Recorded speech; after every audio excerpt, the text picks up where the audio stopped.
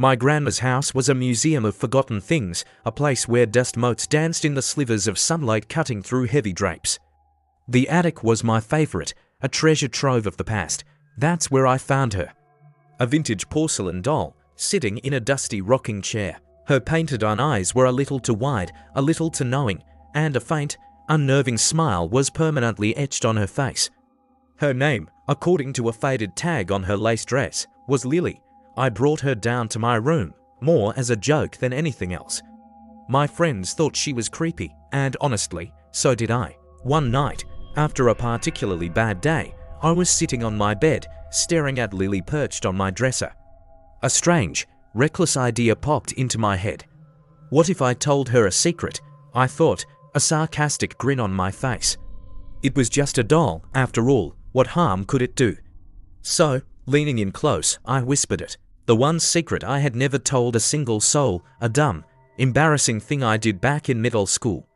Something so mortifying I had buried it deep down. I whispered it into her porcelain ear, laughing to myself at the absurdity of it all.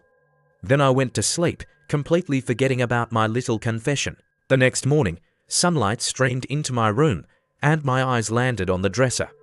I froze, my blood ran cold. I crept closer, my heart pounding in my chest. There, scratched into the smooth, painted porcelain of Lily's cheek, were the words. My words, my secret, the exact secret I had whispered to her, carved into her face in a jagged, angry script.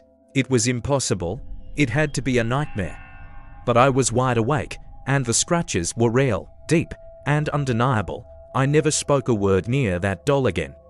I wrapped her in an old blanket, put her back in the attic, and buried her under a pile of old boxes. But sometimes, late at night, when the house is quiet, I think I can still hear the faint, creaking sound of a tiny rocking chair moving back and forth, in the darkness above.